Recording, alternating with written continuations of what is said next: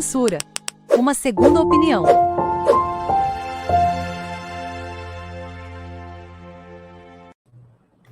Boa noite. Mais um programa Política Sem Censura, uma segunda opinião. Hoje, dia 2 de agosto, passa um pouquinho das 7 horas da noite, estreando também na TVT, diretamente do seu Facebook. Né? Aqui estamos com os professores Clésio e Adriana Alcântara. O professor Cleiton não pôde vir hoje, né, tinha um compromisso, mas na próxima semana ele estará conosco. Agradecendo a todos vocês que vão chegando aí das diversas redes sociais, compartilhe, inscreva-se, né, siga a TV Doloroso Política e Cultura e o site Mídia Crítica e o site Segunda Opinião, que fazem esse programa. Professora Adriana, para começar o programa com um pitaco, uma ameaça do nosso ping-pong, como começaria o ping-pong desta semana? Acho que notícias falsas. Professor Clésio, uma esperança para começar o ping-pong. Uma esperança, democracia, né, que venha com muita força. Obrigado. E a todos vocês que estão aí, venham aqui no TV 12, Política e Cultura, inscreva-se, né, também, e mande suas mensagens diretamente pelos nossos canais e no Segunda Opinião no YouTube, para que a gente possa ler as mensagens de vocês. Né? Professores, doutores, né, nesses últimos finais de semana nós tivemos as convenções dos partidos, né? Aqui no Ceará nós falamos, né, e estamos analisando a primeira questão, que é a questão da eleição no Ceará. Tivemos a convenção grandiosa do PT, com 25 mil pessoas aproximadamente, um local de bom ar-condicionado, local amplo. Tivemos poucas pessoas da convenção do PDT, né, com mais ou menos 2 mil pessoas, todo mundo reclamando do calor, do som. Então, qual é a avaliação que o senhor vê dessa, começando pela Adriana, que a senhora vê, Adriana, dessas convenções que tivemos pelo interior, pelo Ceará, pelo Brasil aí, principalmente pelo nosso Ceará, né, as convenções do Ceará, que é o tema Ceará. Bem, eu acho que esse momento de convenção, embora o normal seja que as cartas já estejam marcadas, né? Mas a gente teve algumas surpresas nas convenções estaduais. O nome do Elmano ao cargo de governador não era uma coisa que se vinha contando, né? O nome do Roberto Cláudio, a gente já tinha uma discussão em torno do nome dele, mas assim, o momento convencional é um momento importante nesse processo, no macro processo eleitoral, né? Ele é o marco de tudo. Então, a partir daí, começa valendo, né? Então, o que estava ainda na imaginação, ou aquelas discussões dentro dos partidos, como é que vai ficar, quem é que vai participar, quem é que pode participar. Então, o fato desses dois nomes terem sido escolhidos, eu acho que é um marco para o macro processo eleitoral, né? Então, acho que agora a gente já sabe que as cartas estão na mesa e sabe o que vai acontecer, né? Professor Clésio, gente, vai aí deixando o seu boa noite, dizendo de onde é que você fala, para a gente dar o feedback com todos vocês aí. Obrigado pela presença, quem está pelas redes compartilhadas também. Aí, como na TVT, nós temos o Antônio Pereira, o Joaquim, entre outros mais. Professor Clésio. Boa noite, Luiz. Boa noite, Adriana. Prazer aqui estar de volta com vocês. Olha, a primeira questão não dá para a gente fazer comparação mensurando quantitativamente, né? Porque a gente está diante de um partido que vem na cabeça de chapa, que é o PT, que é um partido popular, nascido das massas, né? Que tem uma militância sempre muito festiva, a sua característica, né? E que foi o que se assistiu, né? Agora, o lado positivo para quem vai acompanhar esse processo eleitoral, que vai fazer as suas reflexões, né? Ficou já definido as alianças, ficou também claro que existem, né, partidos que estão fraturados ao meio, né? O caso, por exemplo, do PSB, né? Tínhamos, embora tenha um apoio claro, né, inclusive com uma carta extremamente complicada do vice-governador em relação aí a seus colegas partidários, mas nós tínhamos presença no movimento, né, de lançamento da candidatura do Elmano, tinha presença de afiliados e militantes do PSB.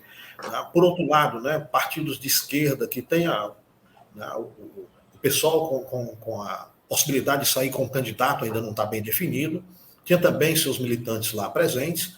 Então a gente já, inclusive, percebe, né, ali a possibilidade das alianças, se houver segundo turno, já até mesmo para o segundo turno. Né? Do outro lado, né, é um movimento que se espera, né, do PDT, um movimento com uma quantidade menor de militantes, que é a característica do partido, mais burocrático mesmo, né, que sinalizou aí, né, a sua forma de atuar. Né, são as estratégias muito mais de conquista e articulações com prefeituras no interior, porque é para isso que o partido vai caminhar. Né? Então, eu não me diria aí, por exemplo, a força das duas propostas políticas pela quantidade, pelo movimento, pelo barulho, certo?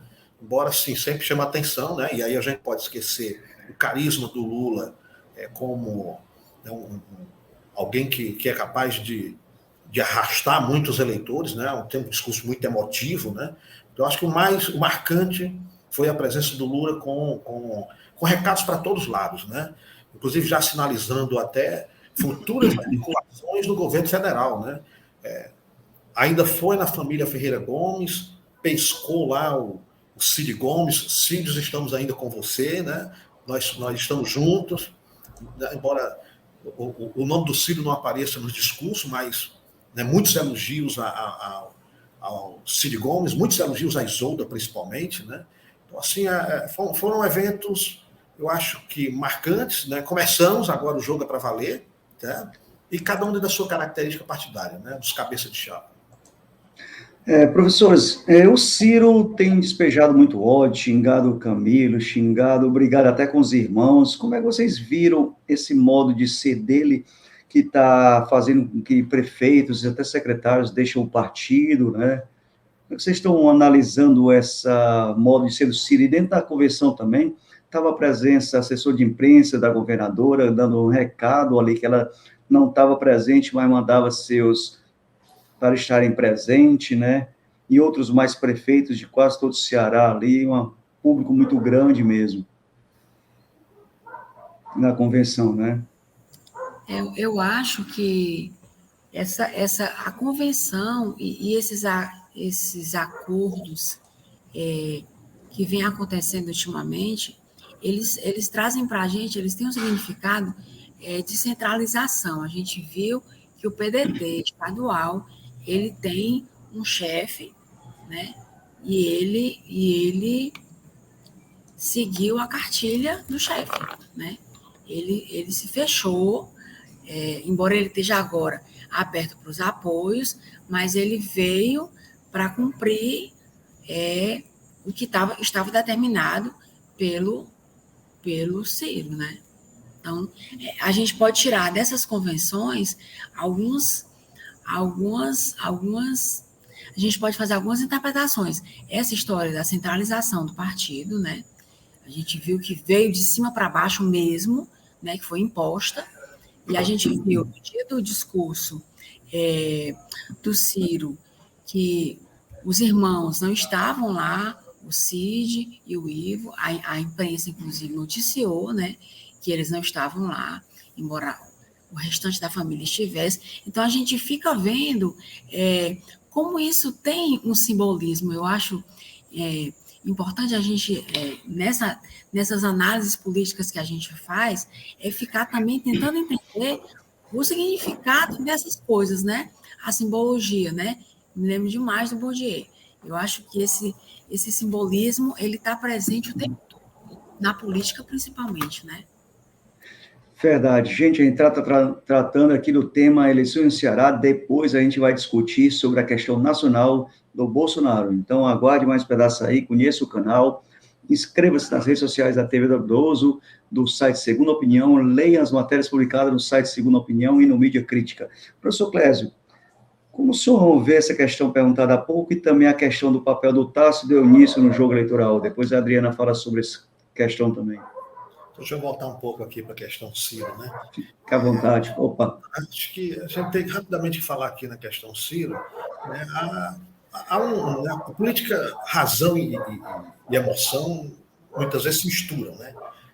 Então, assim, eu acho que, agora, lamentavelmente, né, colocando aqui como um jogador político, né, que é importante no cenário nacional e até local, agora explodiu na emoção. Né? Lá atrás, né, havia mais razão, porém a estratégia completamente equivocada. Né? Quer dizer, num determinado momento, fica muito claro que o Ciro queria se posicionar como centro, não como centrão, que no Brasil a gente confunde essas duas coisas, né? Mas com o esvaziamento do PSDB, ele percebeu a oportunidade de se colocar ali. Agora, a ideia, em termos de estratégia política, é boa. Agora, a forma de conseguir ocupar esse espaço foi um desastre total, né? Atacou tanto a esquerda como atacou a direita, uma hora tentava conquistar os votos bolsonaristas e fazia elogios, aí outra hora saía ao ataque para se posicionar com uma certa equidistância. A mesma coisa fez a esquerda, né? Num determinado momento fez crítica a praticamente todas as lideranças, Lula, Dilma, Flávio Dino, Freixo, não escapou ninguém, né? Haddad. E nesse sentido, não construiu o espaço que deveria construir. Até porque esse espaço de centro, né, se você pegar como referência a França, que foi aí ocupada recentemente aí pelo Macron, né, é normalmente um espaço mais de serenidade, e não esse espaço da emoção muito aflorada. Né?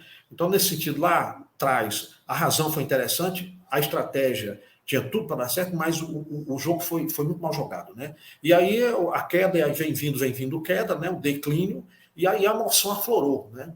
Então, agora tem muito mais emoção do que razão.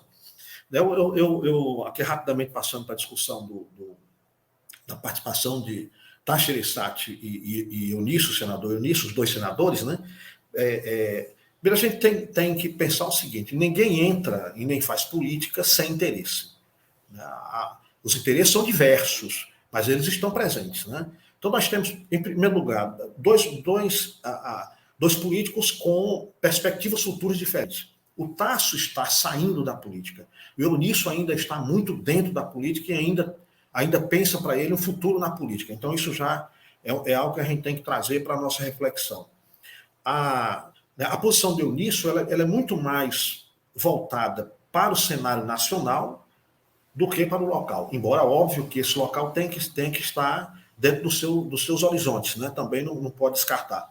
Mas é muito mais em busca o retorno do Eunício e a presença dele na chapa do PDT, arrastando o MDB, é muito mais voltado para um apoio já no cenário federal, inclusive com reunião já realizada com as lideranças também do Partido dos Trabalhadores, de compor uma bancada de apoio à governança do PT. Então tem muito isso, né, aí dentro do jogo político, o que o Eunício vai ganhar ainda é uma incógnita, né, se o ministério... Política se faz com isso mesmo, né? São os acordos, né? São os ganhos imediatos de cargo, mas também os comprometimentos futuros. Então, essas ações políticas agora do Eunício, ela está muito mais projetada para o futuro e para fora do que para dentro do Ceará. Certo? Agora, passa pelo Ceará, óbvio que ele é deputado federal, também quer manter sua liderança aqui. Quando a gente olha agora a posição do Tasso, né?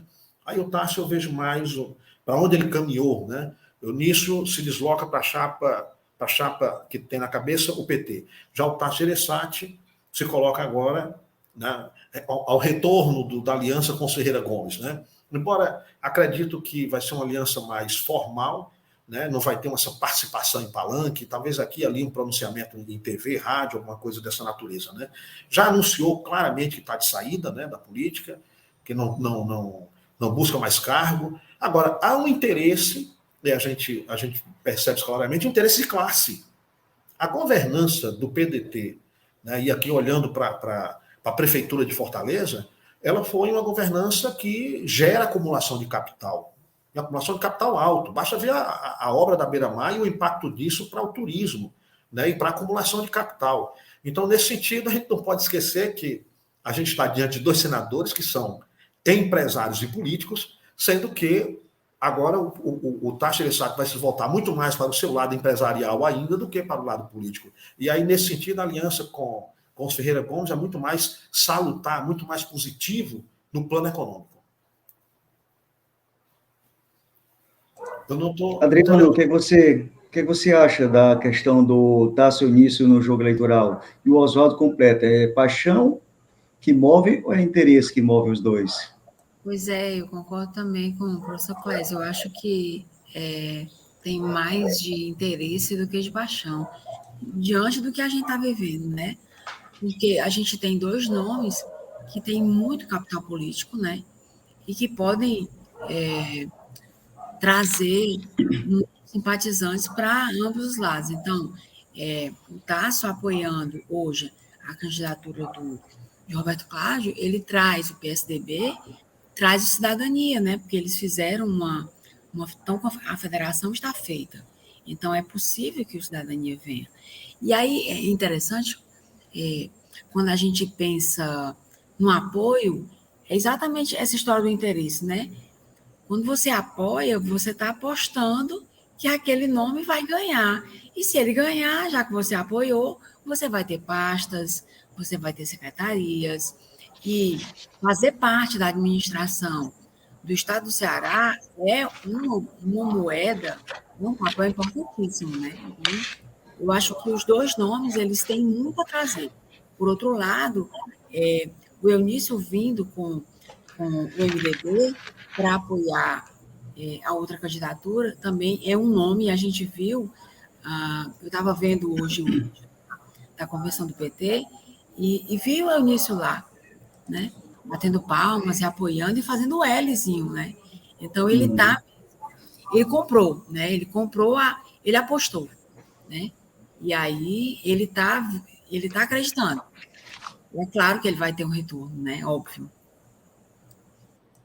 Certo, gente, vocês estão por aí assistindo, né? Inscreva-se na TV do Habilidoso, Politicultura, Facebook, YouTube, Instagram, no site Segunda Opinião, também Instagram, YouTube, e na própria URL da internet, você digita lá Segunda Opinião e lê lá diversas matérias de professores, doutores, como a Adriana, Cleiton, que não pôde estar presente hoje aqui, mas próxima semana volta, e assim também como matérias críticas e análise da mídia no site Mídia Crítica, né? Quero agradecer aí a todos que estão compartilhando, como Segunda Opinião, né, Atitude Popular e outros mais. E aqui, passar a bola para o tema Brasil, né, sobre a questão do Bolsonaro, né, sobre a questão se a vitória já está cantada para Lula, vai ser no primeiro turno, se o Bolsonaro vai conseguir mais alguma treta, já que hoje o ministro da Defesa lançou uma urgência urgentíssima, né, para tentar os códigos-fontes. O que ele quer com esses códigos-fontes, que já foram estudados até pela Polícia Federal? Professor Clésio, contigo. Olha, nós vamos ter uma disputa política presidencial agora com uma novidade, né? Aquilo que antes funcionava como, na reta final, como algo que poderia ser decisivo, que eram os debates, parece que a gente não vai assistir. Não se assistir, não no formato que a gente costumava ter, né? E isso em função, óbvio, né? E aí a estratégia da coordenação da campanha do Lula está correta, né? Quer dizer, o seu oponente direto é o Bolsonaro, que desde o princípio disse que se recusa a ir, que não vai, né? Então, quer dizer, nesse sentido, a participação do Lula funcionaria como aí, escala para que outros pudessem ter projeção no debate. Então, provavelmente, devemos assistir muito mais a entrevistas, lives, né? Talvez alguma mídia consiga, né? Então, a gente vai, nesse momento aí, está descartado o cenário dos grandes debates, né, com definidores. Agora, o que a gente tem dado, né, é que todas as tentativas que têm sido feitas pela coordenação da campanha do Bolsonaro, inclusive passando por dentro do Estado, com suas políticas de benesses de última hora, até agora não tem surtido efeito. Mas quando a gente olha para todas as pesquisas, voltando aí com os 2 últimos meses, elas estão estáveis. Né? As mudanças elas estão se dando muito mais na margem de erro, para cima e para baixo. Né? O Ciro sempre abaixo dos 2 dígitos, 8, 9. Aí a gente tem o Lula na frente, estabilizados com quando se considera só os votos válidos, dando vitória no primeiro turno, né, fazendo seus acordos, cada vez mais ampliando, né, o Bolsonaro, né, jogando suas últimas cartadas muito mais para o seu público, intensificando a violência contra a democracia, o Estado Democrático de Direito, e agora teve uma perda horrorosa, né? Eu não sei como é que essa candidatura dele vai responder a isto, né? Que é o apoio da Fiesp. O grande financiador, no sentido de legitimidade da candidatura do Bolsonaro e do bolsonarismo, é o Pato Amarelo, né? Então, o Pato Amarelo por fora.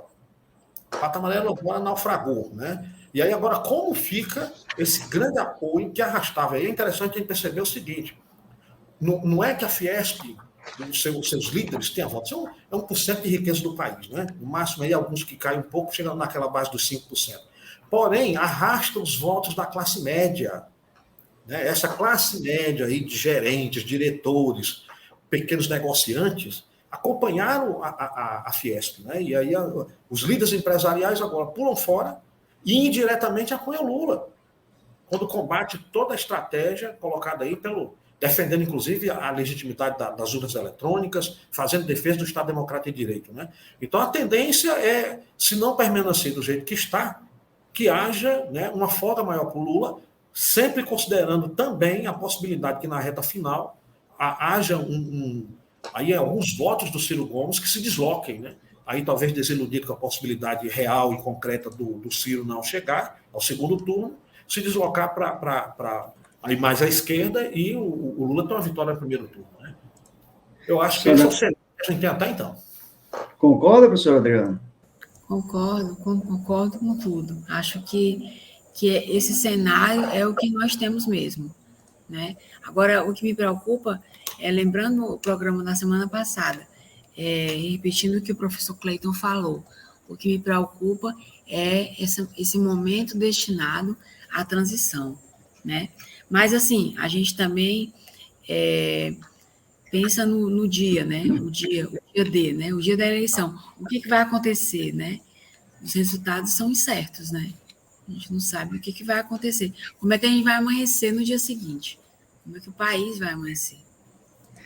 E, Adriana, o Oswaldo perguntando aqui, é justo esperar a desistência de algum candidato para que as eleições aconteçam no primeiro turno? É justo o voto útil?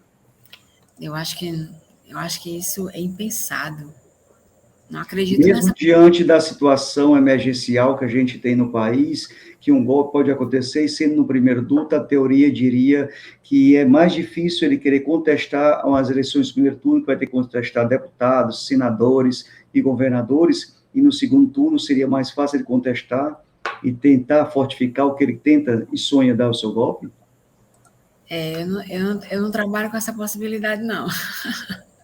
Professor Clésio, o que você acha? Ok, obrigado.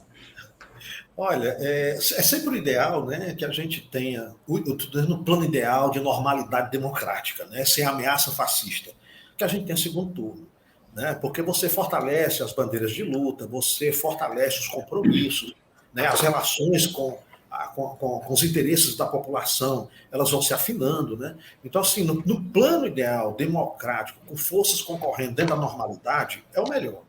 Mas, lamentavelmente, nós não estamos vivendo uma situação quanto esta, né? Há uma ameaça clara, né, com relação ao Estado Democrático de Direito, desde sempre, né? Aliás, as instituições republicanas, o STF sempre agredido, seus ministros sempre agredidos, que, aliás, reagiram de uma forma pífia, né? Deveriam ter sido muito mais fortes e enérgicos, e, lamentavelmente, a gente chegou ao ponto que nós chegamos, e aí, né, agora, o ideal, de fato, é vitória no primeiro turno. Espero que algumas forças percebam, né, a sua contribuição sendo muito mais, né, para o bem-estar, né, da sociedade brasileira, que já tente contribuir para uma definição agora no primeiro turno, e a gente evite aí uma série de transtornos que possa vir a ocorrer, né, de distúrbios, inclusive, né?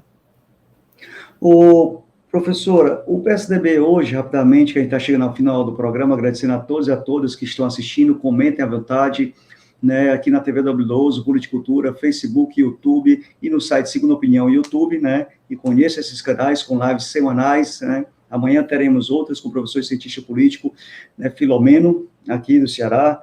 O PSDB lançou a sua vice, Mara Gabriele, né, junto com o MDB, com a Tebet. O que você achou dessa chapa mulher que nunca teve no Brasil, em 30 segundos aí? Pois é, eu só lamento o cenário que a gente está. Eu acho que a participação feminina ela é importantíssima, mas eu acho que a representação feminina é importantíssima. Então, a gente tem que trabalhar com a possibilidade de nós termos candidatas importantes, com capital político, em momentos importantes, e que elas possam ser votadas. Mas no cenário que a gente tem hoje, como o professor Clésio falou, não dá para brincar. Então, embora nós fiquemos tentadas a votar em mulheres, porque eu acho que isso é importante, porque mulheres representam mulheres, não dá para a gente brincar hoje de participar, né? Então, hoje, quando a gente tem um cenário conturbado como esse, perigosíssimo, né? Não dá para ficar brincando de experimentar, né? Então, claro que é importante ter candidatas, e é importante que essas candidatas tenham uma plataforma também e possam participar, mas desde que seja possível, né? Que essa participação aconteça. Eu acho isso.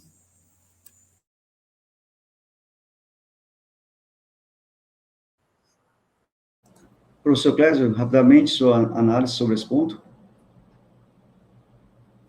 O professor Clésio travou, eu acho, né? Então, a gente agradece a participação de vocês. Vamos aqui para o... O professor voltou? Não, né? Então, esse programa vai ao ar todas as terças-feiras, às 7 horas, é o programa rápido. Opa, o professor voltou. Pode ir, professor, sua análise final aí sobre esse tema, para a gente ir para o ping-pong final. Rapidinho com relação à chapa, a experiência da chapa nacional, provavelmente ela está vindo uma condição péssima, que, né, é basicamente figurante, quando não deveria ser assim já nesse momento, né? Nós deveríamos ter essas chapas que são viáveis com a presença forte de mulheres, que lamentavelmente a gente não tem, né? No plano local, né, eu espero agora, né, que a Isolda, sem esse compromisso, né, com relação ao vínculo a partido, até fora de partido, que ela se projete uma governança autônoma até o final dos últimos momentos que nós temos, né, mostrando de fato a capacidade gerencial técnica que ela tem e tornar isso público. Estou torcendo enormemente que ela agora se firme como governadora e se projete, inclusive mostrando, né, que como referência feminina para a gestão pública. Torço por isso. Interessante as análises, quero agradecer a todos e a todas que assistiram, não deixe de se inscrever na TV W12, Politicultura, no Facebook, YouTube, Instagram, assim como também no site Segunda Opinião e Mídia Crítica, venha conhecer o canal, né? Agora a gente vai para o ping-pong final, começando pela professora Adriana. Uma mentira evidente, professora Adriana? Seu microfone, professora Adriana. Uma mentira evidente? A política para os fracos. Professor Clésio? Uma mentira evidente? Olha, não, só é uma verdade conveniente. Uma verdade conveniente, né? Mais fácil.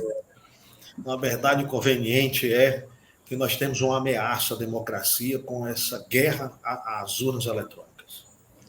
Então, muito obrigado, professor Dr. Clésio Arruda, professora Adriana, está no seu doutorado, a todos e a todas que nos assistiram, Maria de Lourdes, Sheila, Osvaldo, né, o pessoal da TVT também que assistiu aí, a Nara, dizendo fora aí, Bolsonaro, ao Salvador, Nascimento, ao José e a tantos outros e outras que nos assistiram e que não nos assistir. Compartilhe, não deixe essa live morrer, e amanhã a gente volta no canal com mais live, e terça-feira com esse programa. Muito obrigado, uma boa noite, até a próxima terça-feira com esse programa. Tchau, tchau.